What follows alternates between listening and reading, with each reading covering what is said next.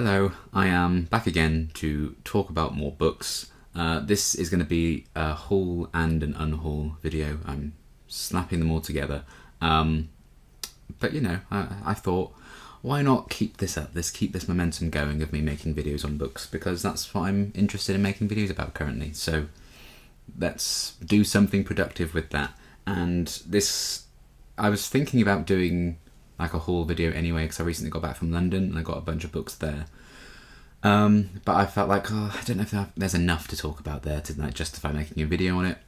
But then yesterday I saw that while I've been living elsewhere and then recently moved back, a little like, there's like two, I've put a photo of it in if I remember. There's like a little like library swap sort of station, if you will. There's like two blocks of books, and I think the idea is you put a book in and you can swap it with one that's already in there. I saw that existed yesterday, and that gave me some inspiration, and I thought, right, this might A, get me something new to try, B, gives me a place to actually unhaul a bunch of books that I've been meaning to get rid of. But I have such limited space for books now.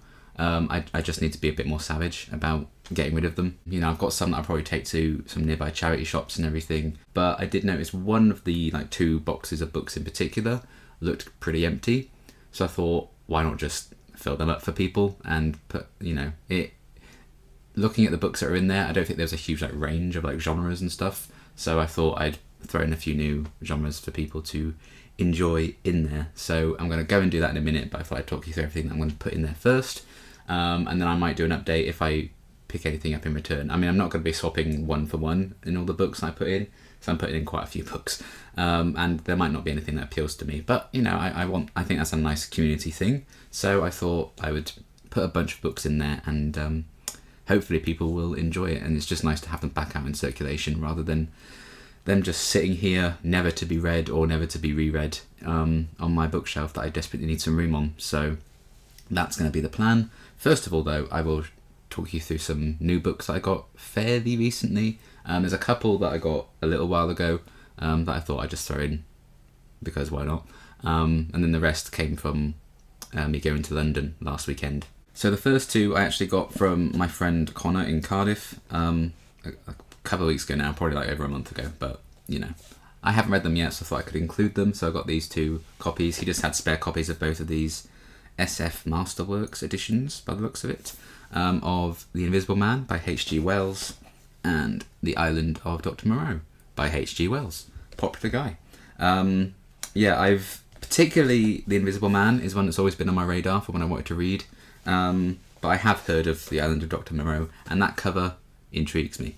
So yeah, it looks like half a man, half like a cheetah or something, so maybe there's like cat people or something going on with that. I hope to find out eventually. And yeah, they just look like they're going to be fairly, hopefully, easy breezy reads as well, because I've been reading a lot of you know, pretty long books recently for my A to Z challenge, so that might be a nice kind of palate cleanse if I'm ever finding myself in a spot where I don't currently own the books to carry on with that challenge, which may be happening soon because I'm nearly finished with my recent one and I don't have the next two books that I need, because you know, that's life. But yeah, that's something to bear in mind, and I do want to get to these, so that was exciting. Shout out to Connor for giving me free books. And then the rest of these I got when I was in London visiting my sister last weekend, and these were all very kindly bought for me by family members, so shout out to them because I have no monies.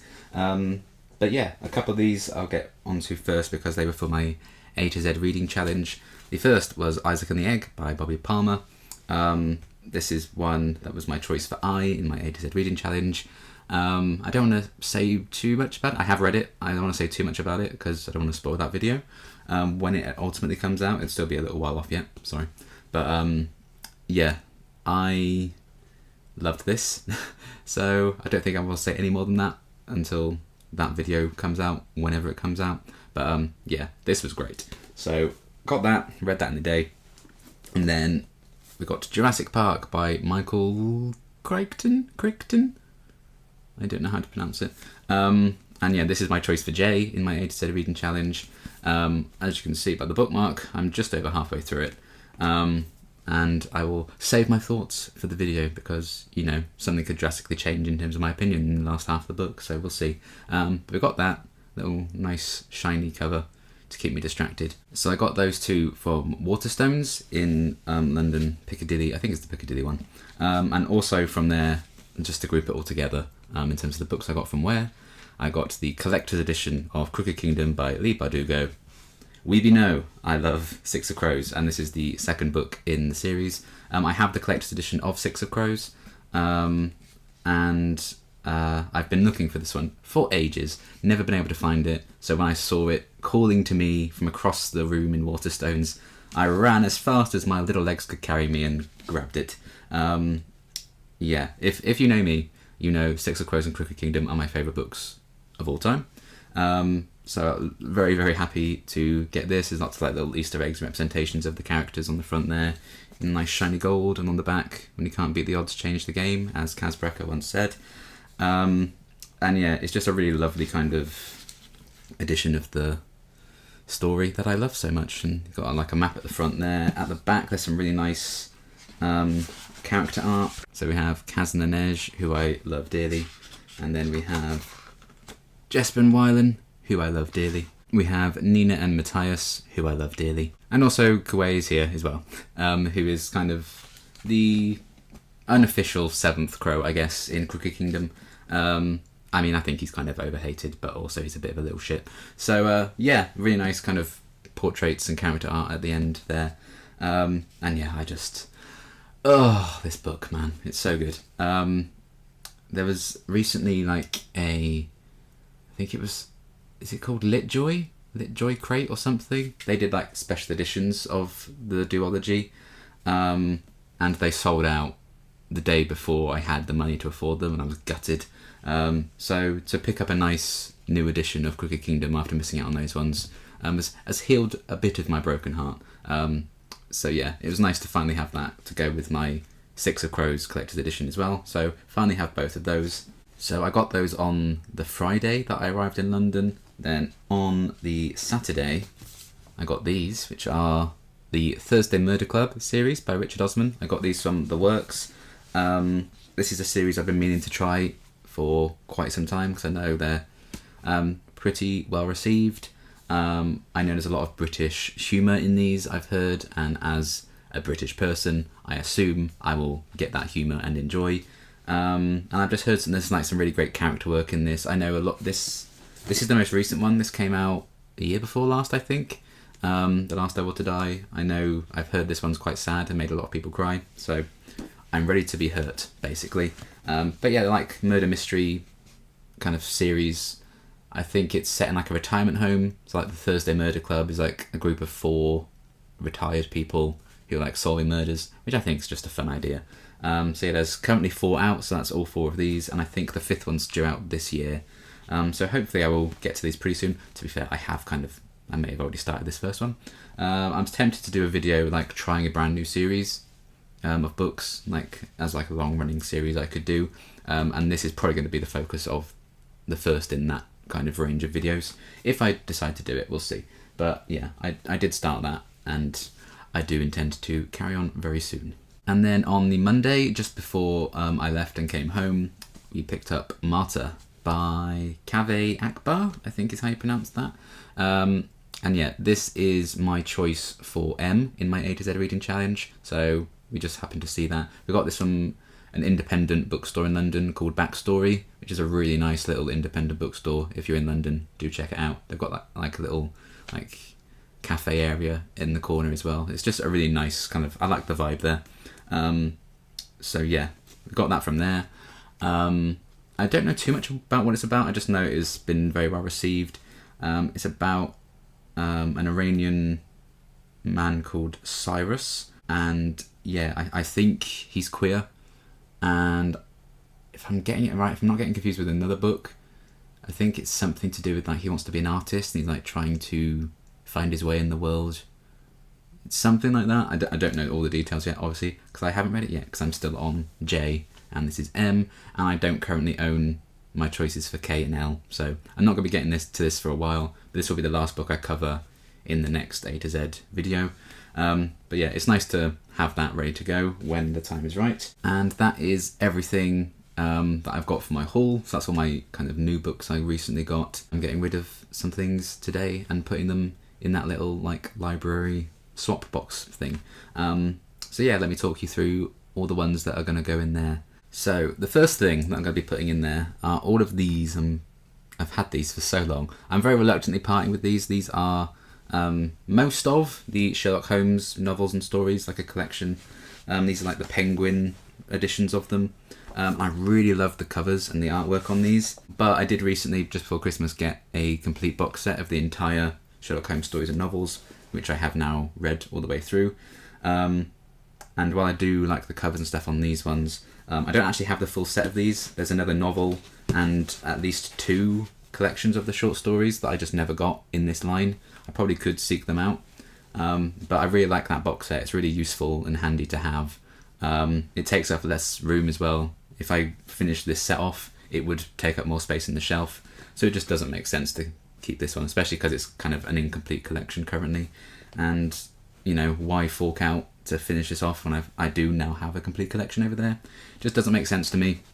So, you know, reluctantly parting with these, but I think it'll be good to put these out in circulation and hopefully get people into the Sherlock Holmes stories. And then the next 2 I'm going to be getting rid of and putting into the library thing are Stardust by Neil Gaiman and Good Omens by Terry Pratchett and Neil Gaiman. My friend Connor actually gave this to me. Haven't read it.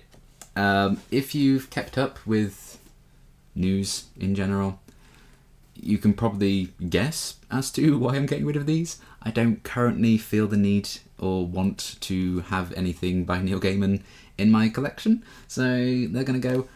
You know, I've heard Good Omens is good. I know some people like struggle to get into it. I know there's a very popular TV show about it, but there's just a whole controversy about it. It's completely killed my mood and desire to read this. And this, I love the Stardust film, and I saw this about 2 weeks before stuff started coming out about the author. So, you know, poor timing from me, really. I do love the film, so I want to read the book, but I'm not going to. And to be honest, I did read the first chapter, and I wasn't really feeling it. So maybe it's not the end of the world. Maybe it's a blessing in disguise. So those 2 are going to go, and hopefully someone maybe blissfully unaware will enjoy these. Next we have The Long Way to a Small Angry Planet by Becky Chambers. Another one I'm kind of reluctantly parting with, but I mean, I really enjoyed this. I gave this 4 stars. It's excellent. I did really like it in the end. But I'm not going to continue in the series. I'm quite happy with where this left off. I don't think I was that excited about the world to continue in the series, because I know the next couple of books are set about a different set of characters. I think I know some characters I think carry over into the next one, at least. But I know in the grand scheme of things, I think each book is about a completely different set of characters. I'm invested in this set. I wasn't that invested enough in the world to feel like I need to continue in the series. I'm happy where this just left off with these guys. And I can't see myself rereading this, certainly anytime soon. So I think it's for the best to send it off on its adventure, and someone else can hopefully fall in love with this book the way I did. And then these last 3 were also given to me by Connor. I think he either had spare copies or just didn't need them anymore. The first one is Buried by Mark Binningham. I thought it kind of intrigued me. I thought maybe there was a chance that this was like the book of the film that Ryan Reynolds starred in like years and years ago. It's not. It's the 6th book in like a crime series. I think you can read each book as a standalone, but this is like the 6th in the series technically. So that was one thing that kind of put me off. It's very long. I looked up reviews of it, and it's quite like, I think the consensus that it's fine. I don't know if I want to waste my life reading a book that's just fine when I'm not like super interested in at least trying it. So for me, I'm gonna put this back out there, and you know, maybe one day I'll get into this series and I'll come to regret this decision and I'll have to buy my own copy again. But I need to just be honest with myself with the shelf space I have. Am I going to read this anytime soon? No. Would I rather put something in that shelf space that I might love and actually want to read anytime soon? Yes. So You know, there's no hate towards this, there's no prejudice against this. I'm just not interested in reading it anytime soon, so it's gonna go. In the same vein, and I probably will ultimately want to read this, and I will have to get my own copy one day, potentially. This is Heroes of Olympus, The Lost Hero by Rick Riordan. I really should check these things. Again, absolutely no prejudice to this. I know this is the start of another series in the Percy Jackson universe. Because I know there's 5 Percy Jackson books, and then I think this is the sequel series, but it's about different characters and stuff. I don't think Percy and all that are in this series. I do have the Percy Jackson books. They're on my shelf over there. I've only read the first one, and I liked it. I didn't love it, and I liked the show as well. I liked it well enough. I wasn't like super enamored with it. I think if I'd read the Percy Jackson books when I was really young, I would have so much love for the books still. And the show, I would have really loved it as well. I thought the show was, you know, very well made and fine, and the cast are great, and I will continue watching it, hopefully. But I thought the book was just fine. If the series continues to be, like, just fine for me as well, because I haven't read the next one yet. I'm going to read the next one before series 2 of the show comes out. But, you know, if I find the Percy Jackson books are just fine for me, I'm probably not going to read anything else in the Percy Jackson universe, and then I would just never pick this up. So I'm willing to take the chance, especially when it's as chunky as it is, that you know, I won't come to regret getting rid of this anytime soon. I mean, again, I'm not going to be finishing the Percy Jackson books for a long time anyway, so this is just going to be sitting here probably for a couple of years before I even think about picking it up. So I think it's better to just put it out there to someone who enjoys it. You know, there's a lot of, like, where this library thing is, there's quite a few like primary schools around the area, so I'm hoping there's a fair chance that, you know, just like a school kid will find this, and I think that's going to be perfect for them. And then finally, another one that Connor gave me, and I actually did read this. This is Third Girl by Agatha Christie. This is one of the Poirot novels, one of the last ones actually. There's only another 4 after this, chronologically at least, and I think you can tell that Agatha Christie was getting on a bit when she wrote this. I did not enjoy this, and that's the reason I'm getting rid of it. I am interested in reading more Agatha Christie. I probably ultimately will just rebuy my own copy of this one day if I want to have the full set or something. But, you know, I got unlucky with, I think, my first foray into the Christie universe, because, yeah, I did not think much of this at all. I thought it was very repetitive, way too long. And yeah, just could have been a third of the size, and I think it would have been much better for it. The actual mystery and everything I thought was enjoyable, but it just went on so many tangents, so many of the same conversations were had, and nothing really happened until the end. You know, I just didn't enjoy this. This wasn't a favourite, so I don't feel bad about getting rid of this, particularly because I did read it and give it a try, but I also just didn't like it, and I'm not going to read it again, so it's going to go. So yeah, that is everything for now in terms of my haul and unhaul. I will now go out and put those books in there, see if anything in this library swap thing catches my eye, and I might take a few things from there and bring them back. If I do, I'll obviously show them off. If not, I'll have to come back and film an end to this video anyway, so I will check in and we'll see what happens. Okay, I did just get back, and I put those 12 books into the little book swap thing, and I took 3 out, which is very exciting, so I'll go through those in a minute, because there's one in particular that I'm thrilled about. But I did remember another, it's technically an unhaul, it's a temporary unhaul, I guess, that I want to talk about, and that is The Familiar by Leigh Bardugo, which is the book I took with me to London when I was away, and I finished it while I was there. I loved it, 4.5 stars. I love Leigh Bardugo's writing. And my sister was interested in reading it, so I left it with her, so that's a temporary unhaul. When she's finished with it, she shall give it back. But also, ultimately, that copy will probably get unhauled later on down the line. It comes out in paperback on the 1st of May in the UK, I believe. I just prefer paperbacks, personally, so I think ultimately, when I have the funds to, will just get a paperback copy of The Familiar and then unhaul my hardback version. So, you know, ultimately that edition will be going, but I will still possess that book later on down the line. Okay then, the 3 books that I found in the little book swap community thing. There's 2 fantasies, so I think one of them's a fantasy, and a mystery as well. The mystery is the one I'm particularly excited about. But we will start off with this one, I suppose. We have The 12 by Justin Cronin. This is apparently a sequel. It's the second in the trilogy, but I've heard, and I did a bit of research before I took it with me, but I also kind of needed to take it with me because it was like the biggest book in there, and I needed to make room for all my books because that thing is full to bursting now, which makes me happy. But yeah, I did a bit of research, and it can be read as a standalone. I think the author does recommend you should try and check out the first one. I think it's called The Passage. Yeah, the epic sequel to The Passage. And then the series concluded with a 3rd book, I think, that came out in like 2016 or something. But it can be read as standalone. So if I'm seeing this as if I ever am without something to read, I could pick this up and not necessarily be afraid of, jumping into book 2 when it can be read as standalone. So it's called The 12. Death row prisoners with nightmare pasts and no future until they were selected for a secret experiment to create something more than human. Now they are the future and humanity's worst nightmare has begun. Ugh. Sounds, terrible for humanity, and for The 12. But yeah, I'm kind of excited to check that out. Maybe this is just going to spur me on to get The Passage and read that first. But it's nice to know that, I'm not going to be running out of something to read anytime soon because it's quite a chunky one as well.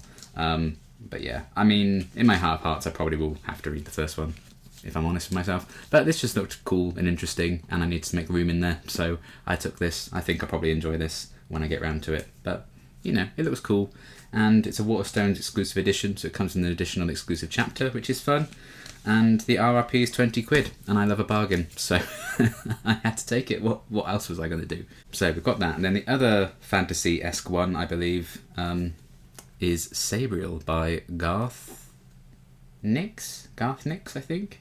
Just one that won me over by the blurb, really. So, Sabriel is the daughter of the mage Aberson. Ever since she was a tiny child, she's lived outside the wall of the Old Kingdom, far away from the uncontrolled power of free magic and away from the dead who won't stay dead.